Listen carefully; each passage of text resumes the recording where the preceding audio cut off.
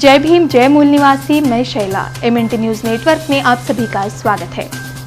अन्ना भाऊ साठे, जिनकी स्कूली शिक्षा भी नहीं हुई, उनके नाम आज 32 उपन्यास, जिनमें से 7 पर मराठी फिल्में बनी, 22 कथा संग्रह, 15 लोकनाट्य, नाटिका तथा नाटक, 15 दीर्घ पवाड़े, प्रवास वर्णन, अनेक कविता तथा साप्ताहिक पत्रिकाओं में प्रकाशित अनेक वार्ता, लेख, मुलाकात आदि साहित्य है। महाराष्ट्र में उन्हें भले ही लोकशाहीर, क्रांतिकारी, गीत रचयिता और गायक के रूप में पहचाना जाता है, लेकिन वे एक महान प्रतिभाशाली साहित्यकार थे, जिन्होंने उपन्यास, कथा, प्रवास वर्णन, लोकनाट्य, नाटक, लोकगीत, पवाड़ा, गीत, लेख, वार्ता, मुलाकात आदि लिखा है।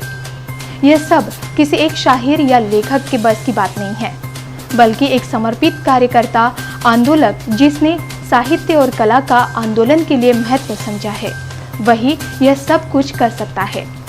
जानते हैं अन्ना भाऊ साठे से जुड़ी कुछ महत्वपूर्ण बातें। अन्ना भाऊ साठे का जन्म नाम तुकाराम था। उनके पिता का नाम भाऊ, माता का नाम वालुबाई था। उनके परिवार का कुल नाम साठे था। पश्चिम महाराष्ट्र के उसके सातारा जिले के वलवा तहसील के वाटेगांव में उनका जन्म दिनांक 1 अगस्त 1920 को हुआ। आज उनका गांव सांगली जिले में आता है।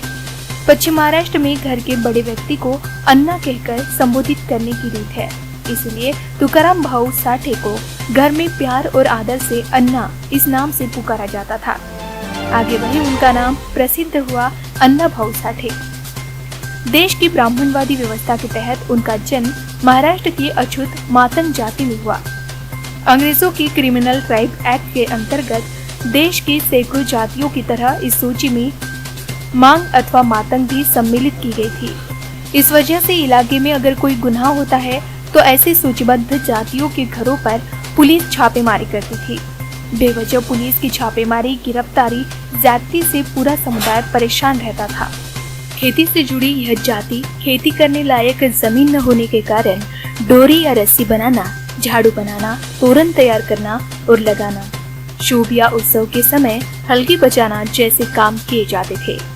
इस काम से और पुलिस की ज्यादती की वजह से जाति के लोगों पर घुमंतु जीवन आया था। लेकिन यह जाति मूलतः एक लड़ाऊ जाति है। छत्रपति शिवाजी महाराज की सेना में इस जाति का सहभाग था। आज भी इस जाति के लोग तलवार चलाना, दंडपट्टा चलाना, कुल्हाड़ी चलाना आदि हथियार के प्रयोग से वाकिफ है। उस्ताद लहूजी साल्वे का नाम उनके अखाड़े से प्रसिद्ध है। राष्ट्रपिता ज्योतिबा फुले ने भी उस्ताद लहूजी साल्वे के अखाड़े से प्रशिक्षण पाया था। अछूतपन, बस्ती पर पुलिस की छापेमारी, खेती न होना, मजदूरी न मिलना, गरीबी, इन सब के कारण अन्ना के पिता भाऊ मुंबई में काम ढूंढने गए। काम मिलने के बाद जैसे जैसे पैसे जमा होते थे, वे गांव मनी ऑर्डर भेजा करते थे। इन सारी परिस्थितियों के कारण अन्ना का शिक्षण भी नहीं हो सका। अन्ना भाऊ साठे के रिश्तेदारों के तमाशा के दल थे। गीत संगीत, सवाल जवाब, इतिहास की कहानियां, इससे यह तमाशा प्रसिद्ध थे। इनके इर्द गिर्द सामाजिक, राजनीतिक, आर्थिक और सांस्कृतिक परिस्थिति का तुकाराम अर्थात अन्ना पर प्रभाव पड़ा। वे काव्य तैयार करना, कथा को तैयार कर उसे बताना, पवाड़ा गाना, इन बातों को बचपन में ही सीख गए थे।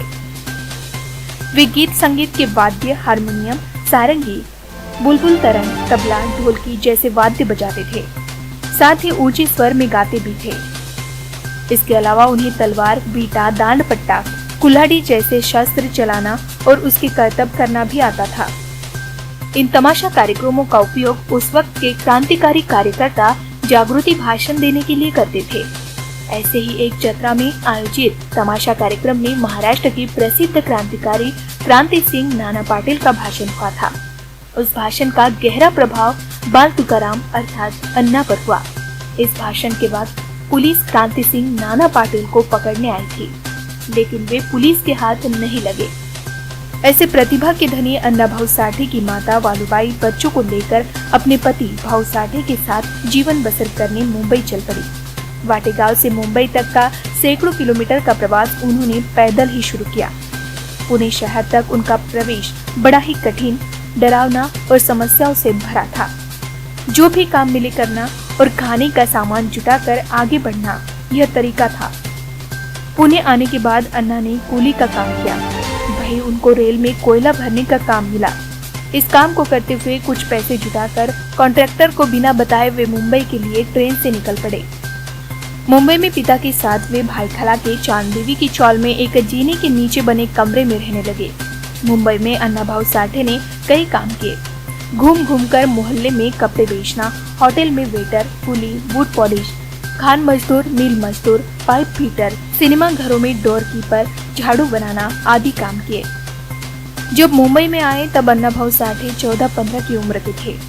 बचपन से ही लेखन, गीत संगीत, कला और साहस प्रतिभा के धनी गरीब मजदूर अन्ना की मुलाकात वहां के कम्युनिस्ट पार्टी के यूथ विंग के लोगों से की।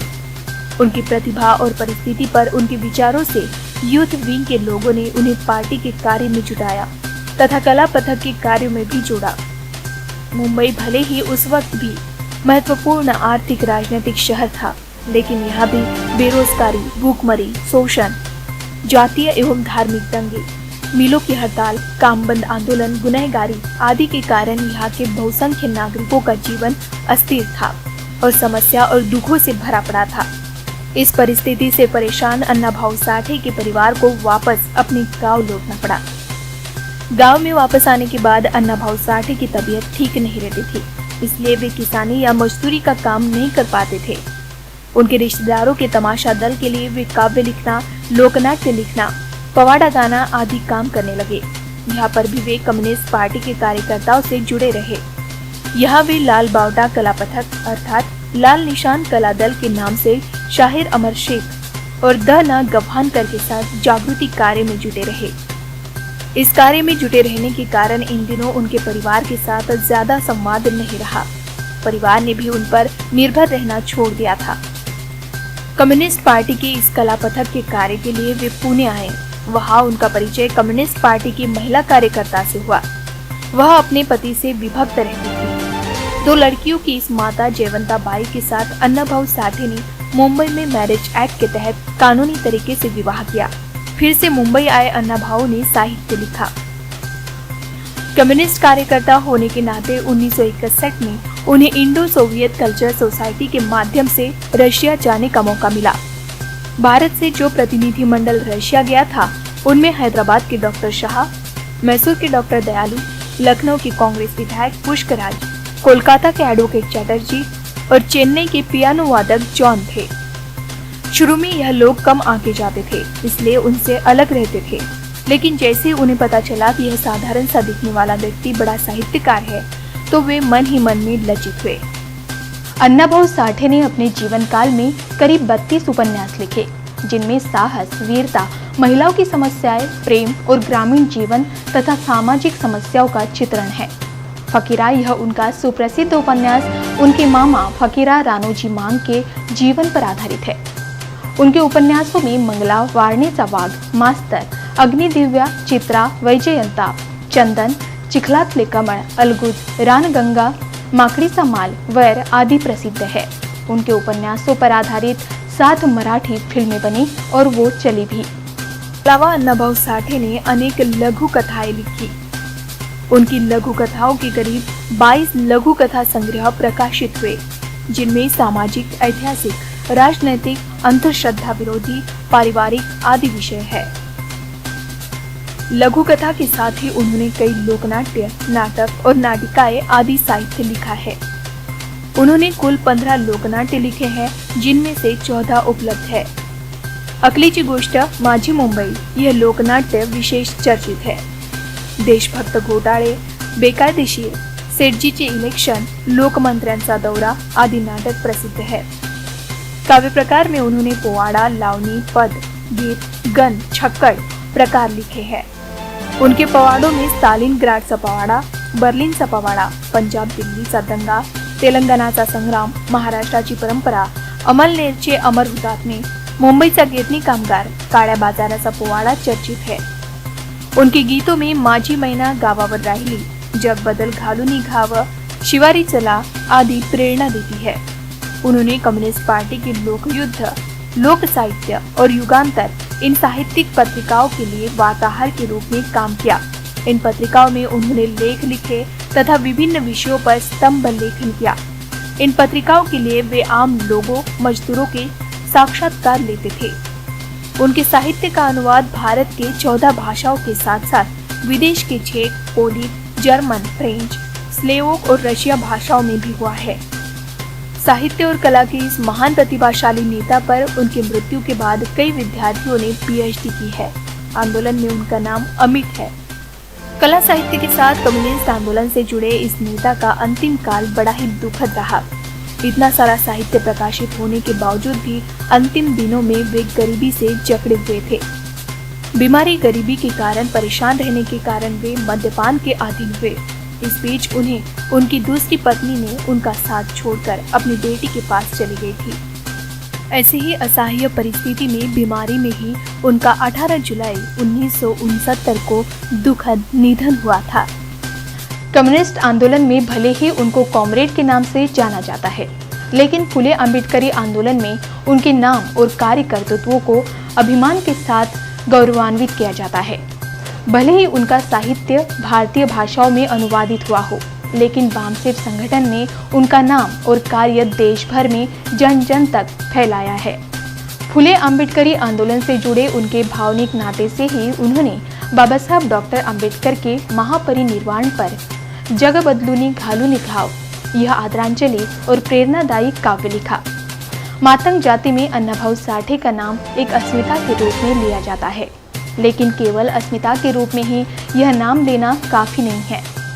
जाति व्यवस्था को जड़मूल से उखाड़ फेंकने के लिए फुले अम्बेडकरी आंदोलन में बढ़ चढ़कर हिस्सा लेना, नेतृत्व करना आवश्यक है। शाहिर अन्नाभाऊ साठे के यह बोल हमेशा हमें याद रहने चाहिए। प्रहार कर बदल दुनिया, भीमराव ने यह बताया है। पृथ्वी शेषनाग के सर पर नहीं बल्कि मजदूरों के हथेली पर टिकी है।